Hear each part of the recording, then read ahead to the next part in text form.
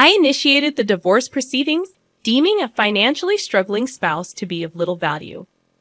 My world was shaken when, during a business trip, my husband abruptly declared not only his intent to divorce, but also his simultaneous marriage to his lover. To add insult to injury, he accused me of marrying him solely for his wealth and demanded I forfeit any claims to our property. Confronting my indifferent husband, who had always treated me with disdain since our marriage, led to his unraveling and a downward spiral to rock bottom. I am Karen, 35 years old, raised by a single mother since my father's passing in kindergarten. Despite the financial challenges, we found happiness as a family of three. Even as an adult with a decent salary, my frugal habits persisted from childhood. I married John, a wealthy man I met through an acquaintance, drawn to his kindness and the new world he presented. Our differing views on money and gender roles emerged after marriage. While John envisioned a traditional household, I was dedicated to my career and financial independence. Before marriage, John suggested I become a homemaker, assuming I would embrace traditional domestic roles. However, I expressed my desire to continue working until we had children, emphasizing the financial benefits. Although I managed to convince him, the reality of balancing work and household chores proved challenging. Despite being a full-time employee, my days were consumed with domestic responsibilities, leaving little time for us as a couple. In contrast, John, adopting a traditional husband role, contributed nothing to household tasks. While he witnessed my busy schedule, he simply indulged in dinner and relaxation upon returning home. Balancing work and domestic responsibilities took a toll on our relationship, prompting me to question if this was the essence of a marriage. Despite my efforts, I hesitated to voice my dissatisfaction. Fearing he might insist I quit my job despite his lack of contribution at home. I had hoped that the arrival of children would bring about a positive change in our relationship. Unfortunately, our connection had grown distant, casting doubt on the possibility of expanding our family. Feeling the urgency to discuss this matter, I approached John. "Hey, we should start considering having kids, right?" "Huh? Kids? You're quite energetic, considering you're tired from work and chores." "It's not about that. I want to have children. We haven't been married that long, but I'm already over 30. Women have a limited time to have children, and it's getting harder for me to conceive as I get older. It's almost too late. But we don't need kids. If we have one, you'll expect me to help, right? You know I'm busy with work, and I won't help with child rearing." Declaring you won't help with child rearing even before they're born is strange, isn't it? I plan to raise them alone, but shouldn't you at least have the intention to help? It's your child too. Child rearing is your job. I'm working to support the family, so I definitely won't help with the kids. You'll just complain that I don't help, making me the bad guy. You must have been indoctrinated with poverty and lots of kids since birth. We're not poor. We don't need kids. End of discussion. John abruptly ended the conversation, retreating to his room. Alone in the living room, tears overwhelmed me. My desire for children was not only rejected, but my upbringing was also mocked. Following this incident, our relationship deteriorated rapidly. Communication became scarce, and the possibility of having children seemed more distant. As I continued to juggle work and home responsibilities, taking on significant projects at work, I found myself increasingly distant from John. One day, when informing him about an upcoming business trip, his unexpected kindness surprised me. He wished me well and hinted at a big surprise upon my return. Despite having given up on him, his smile shook my resolve. However, my faint hope was shattered upon returning home. The front door wouldn't open, and John revealed the first surprise. He had changed the locks. The second surprise was the announcement of our divorce. He claimed to have forged my signature and submitted the papers with a friend as a witness. Inside, he presented a document for me to sign, waiving my rights to property division. Protesting the false accusations, I insisted on a mutual renunciation of property rights, intending to make it a public document. John, stubbornly retorting, redid the document on his computer, initiating a tense exchange. As I left the house, he continued to scorn me for being poor, even contemplating discarding my belongings. A few days later, John, in a state of panic, called me, wondering what I had done. What do you mean I haven't done anything? Why are you panicking? I have a lot of questions. First, I was told to leave the apartment. Oh, you were still living there. That's not allowed. It's a new month. You're trespassing. Trespassing? But it's my house. Are you okay? Did you forget that it was a company apartment I rented? I was the leaseholder, so naturally, you can't live there anymore. That's ridiculous. How could you do this? I can't believe you didn't know. I'm not the one who should be accused of doing things on my own. Didn't I tell you that you can't just change the locks of a rental apartment? It's my house. I can change the locks if I want. Didn't you listen? It was my leased apartment. Even if you were the leaseholder, the owner is the apartment manager. You can't change the locks without informing them.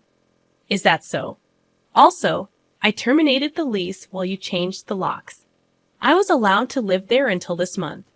I was planning to return, but now you've unlawfully altered someone else's property, which could be criminal damage. Wait, why did you terminate it so early? Criminal damage? Is that why the police are at the front door now? I'm too scared to open it. But I calmly replied, so the police did come. Don't worry, it's probably not for trespassing or criminal damage. It's better to talk to them. Why do I know about the police? Because I reported you for filing the divorce papers yourself. It seems like you've committed crimes like forgery and fraudulent use of a private document. Divorce papers can be filed by one person, but only with mutual agreement and personal signatures. Since John forged my signature and the witness, it's obvious that it's a crime. But he seemed unaware of his guilt. I continued pressing further. So the divorce papers you submitted are invalid, and your marriage with Susan can't happen either. How do you know about Susan? Did you think I knew nothing? I had a private detective agency thoroughly investigate your affair with Susan. It was a busy time at work, and coordinating with the agency was tough. Plus, you even held a grand wedding ceremony while I was supposedly on a business trip. Are you okay? Your business trip was a lie. Yes, I took leave from work, despite being busy, to do some research and prepare documents. I knew about you bringing Susan home. It would have been impossible to gather this evidence while working. After I revealed everything, John was speechless and seemed quite downcast even over the phone. Then he pleaded with me, "Please don't tell Susan I'm divorced." Why would I? There's no such fact to tell. Really? Thank you. Are you misunderstanding something? When did you become divorced? That fake divorce paper is invalid, remember. So legally, you're still my husband, not divorced. What? So since you committed adultery, well, legally, my husband, Susan needs to pay compensation.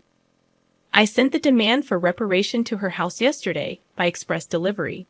She didn't know you were married, right? Then I can't withdraw the claim at this point. I already knew Susan believed John was single, but I deliberately sent the reparation demand. Susan hasn't contacted me yet, so maybe she hasn't received the letter. It should arrive soon. Should you be on the phone with me when you also have to deal with the police? You're busy? I'll ignore the police. I won't be arrested. I'm going to Susan's house now to get the letter back before she or her family can accept it. He then hung up. He probably went straight to Susan's house to wait for the postman at the front door. I knew it would be futile because the letter was sent as registered mail to Susan only. Even if he waited for the postman, he couldn't receive it. A few hours later, a dispirited John called me. According to him, there was an incident when the postman arrived. Finally, I'll take that envelope. Who are you? You don't live here, right? I'm practically a resident here since I'm married. I have the right to receive the mail. I see, but I can't give you this envelope. It's registered mail for Susan only. What? Give it to me. Absolutely not.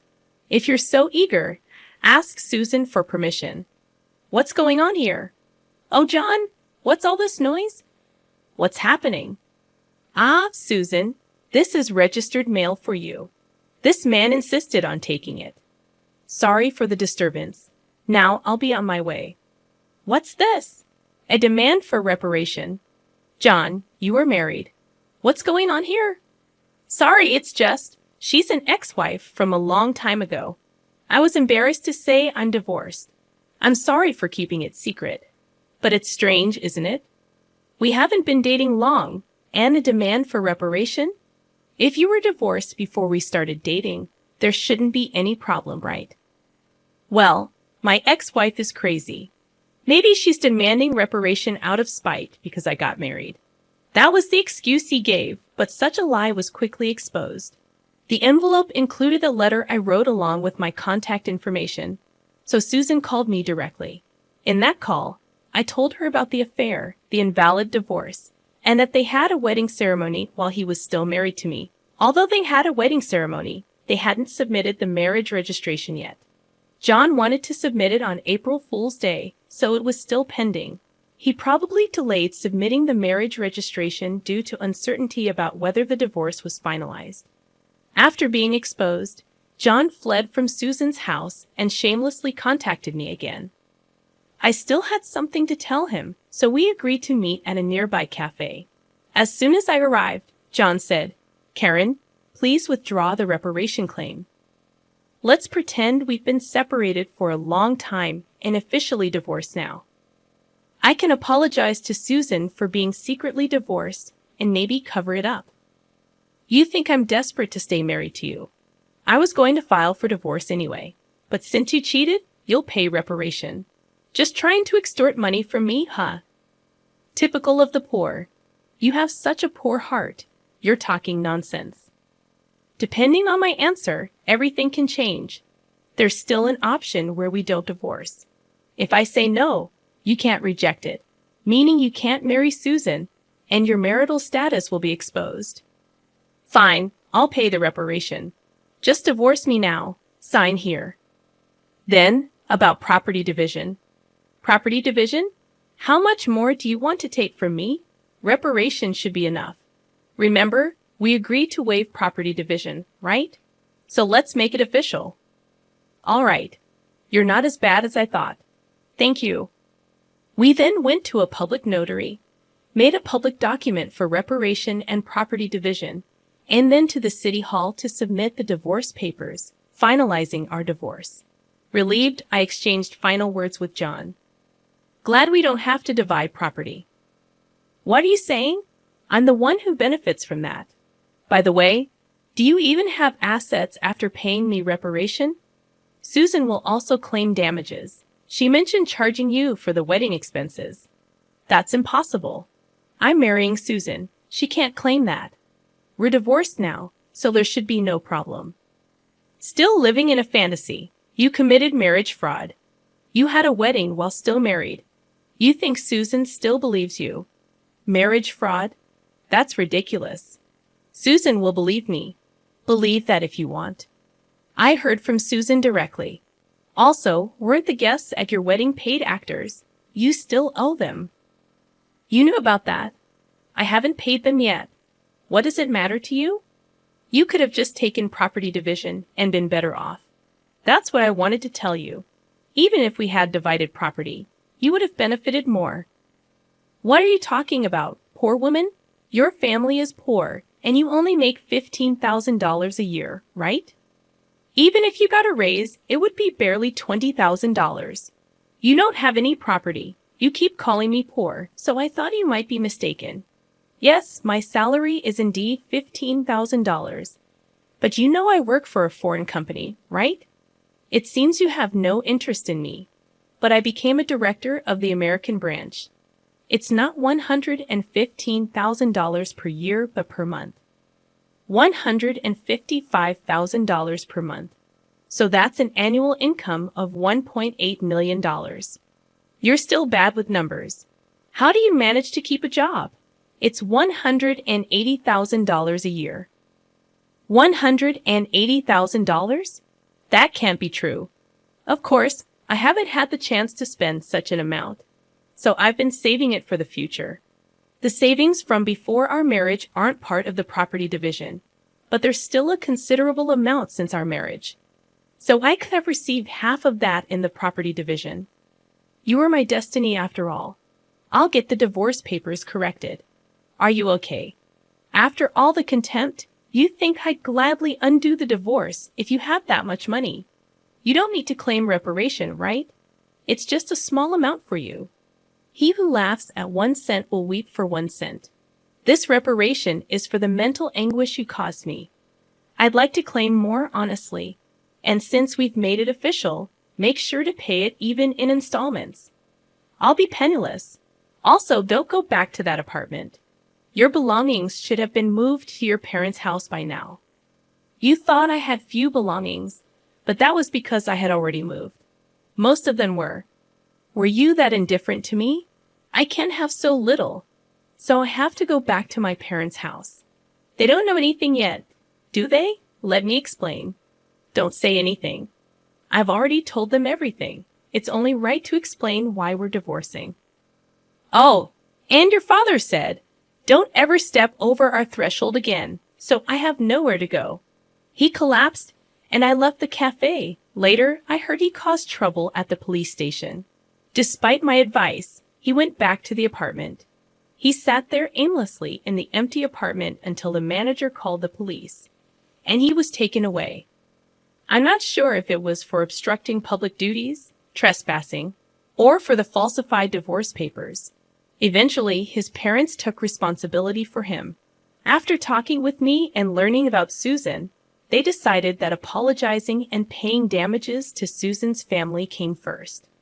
They went to Susan's house to apologize, kneeling in front of her family. They settled everything without pressing charges for marriage fraud, even paying for the wedding expenses. I had expected them to sue, so it was disappointing they didn't. So, I decided to pursue legal action against him for forging the divorce papers. John offered a settlement, but I didn't withdraw the lawsuit. I didn't want him to think everything could be solved with money. I wanted him to be convicted and understand the gravity of his actions, even if it cost time and money. I left everything to my lawyer, so it wasn't too burdensome for me. Even though it took time, John, exposed for his actions and the marriage fraud at his company, couldn't stay there anymore. After being detained by the police and subsequently absent without leave, he was eventually fired. He ended up living at his parents' home, working all day at a relative's construction company. His father took all his earnings, leaving him with no income. I thought his parents wouldn't abandon him, but they were stricter than I expected. They paid my reparation and Susan's compensation, planning to make him work like a horse until he repaid everything. He lived in a shed-like place with no electricity, receiving only $5 per day for food, deducted from his salary. They planned to disown and kick him out once he's repaid everything.